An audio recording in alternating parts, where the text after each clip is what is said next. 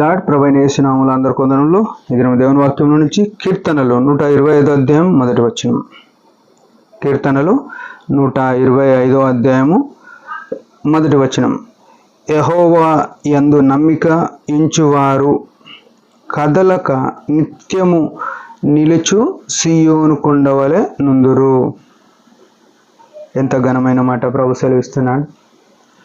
యేసు రక్తంతో విమోచింపబడిన మనము, ఆయన శిలువ ద్వారా ఆయన యొద్ద పశ్చాత్తాపడి విమోచింపబడిన మనము ఏమంట, ఆయన యందు నమ్మిక ఉంచినామా అనే విషయం మనం మరొకసారి ఎరగవలసిన వారమే. నమ్మిక ఉంచువారు అని అన్నాడు. ఆయన యందు నమ్మిక ఉంచకుంటే మనం చేసేది ఏంటంటే, దానికి పర్యాయ పదాలు తీసుకుంటే మనుషులను నమ్ముకునే వారమై ఉంటాం, లేకుంటే మనల్ని మనమే నమ్ముకుంటాం. ఈ రెండు విషయాలు చేస్తాం. ఇతరులను నమ్ముతాం, మనల్ని మనమే నమ్ముకుంటాం. యెహోవాను నమ్మకపోతే, ఇక్కడ యేసుక్రీస్తు ప్రభుని నమ్మకపోతే అనే మాట మనం గుర్తారు. ఆయన కాకుండా మన మీద నమ్ముకుంటే, మన యొక్క స్వయం మీద, మన యొక్క తెలివి మీద, మన యొక్క బలం మీద మనం నమ్ముకుంటే, మనం ఒక 5 నిమిషాల తర్వాత, లేకుంటే ఒక 2 నిమిషాల తర్వాత, ఒక గంట తర్వాత మన జీవితం ఏందో మనకు తెలియదు. మనం ఉంటామా, మనం పోతామా కానీ తెలియదు. అంటే మనము సర్వ శరీరులు గడ్డిని పోలిన వారు. 1 పేతురు 1:28 రాసి, సర్వ శరీరులు గడ్డి లాంటి వారు. యాకోబు పత్రిక 4:14 చూస్తే, అంతలో కనబడి అంతలో మాయమైపోయే ఆవిరి వంటి వారే అని చెప్పినాడు. మీ జీవం ఏ పాటిది అని రాయబడ్డది. ప్రియులారా, మనం ఎంత అల్పమైన వాళ్ళమో, మనం ఎంత జ్ఞానులమైనా, ఎంత బలమున్నా, ఎంత ధనమున్నా, ఎంత మనకు పబ్లిసిటీ అంటే మనకు ఎంత పలుకుబడి ఉన్నప్పటికీ ఒక గంట తర్వాత నా జీవితం కానీ నీ జీవితం కానీ ఏమైతే తెలియదు. అంటే మనం అస్థిరమైన స్థితిలో ఉన్నాము అనే విషయం గుర్తుపెరగాలి. రెండో విషయము, ఇతరులను నమ్ముకుంటాం. ఇతరులు మనుషులు గలతీ పత్రిక 3వ అధ్యాయంలో అంత్య దినములలో మనుషులు ఎట్లుంటారో స్పష్టంగా రాసిన, మనుషులు స్వార్థ ప్రియులు అని ఉంది.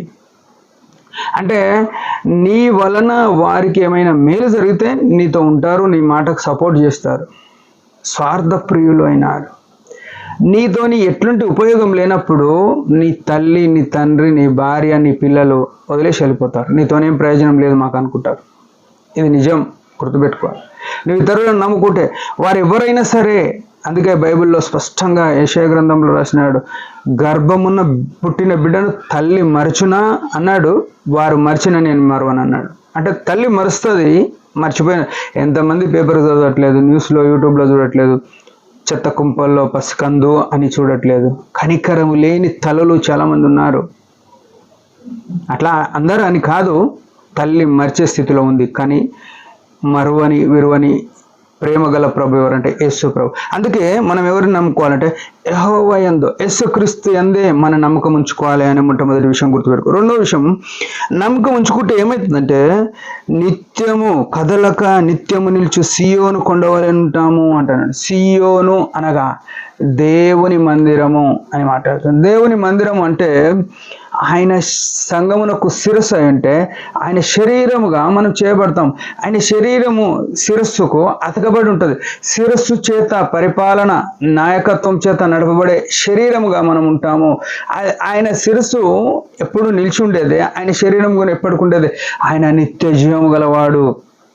ఈ నిత్య జీవము మనల్ని ఎక్కడ తీసుకుపోతా అంటే ఆ పరలోక వైభవంలో కూడా తండ్రితో కూడా ఉండే భాగ్యము, పెళ్లి కుమార్తెగా సిద్ధపడి ఆ మహిమలో నిరంతరం ఉండే సీయోనుగా మనల్ని చేస్తానంటున్నాడు. ప్రియులారా, యేసు రక్తంతో విమోచింపబడిన మనము ఈ 2 విషయాల్లో మనము ఎట్లున్నాం, మన జీవితం ఎట్లుంది, మనం పరిశీలన చేసుకొని ఆయన యందు నమ్మకం ఉంచుతాం. ఇతరులను కాదు, మనల్ని కాదు నమ్ముకోవాల్సింది. రెండవది, ఆయన సంఘముగా చేయబడతాం. ఆయన సంఘంలో మనం ఎట్లున్నామో, ఎంత జాగ్రత్తగా, ఎంత నమ్రతతో బతుకుతున్నామో మనల్ని మనం చూసుకొని ఆయన సంఘానికి ఇంపైన రీతిలో బతుకుతాం. దేవుడి మాట దించడం ఒక చిన్న ప్రార్థన. పరమ తండ్రి యేసు ప్రభు నామములో వందనాలు. ఉదయకాలం ఇచ్చిన ఆయుష్ను బట్టి స్తోత్రములు.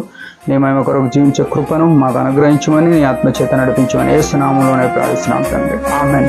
మీరందరూ పరిచయం బాగా ప్రార్థన చేయండి. Praise the lord.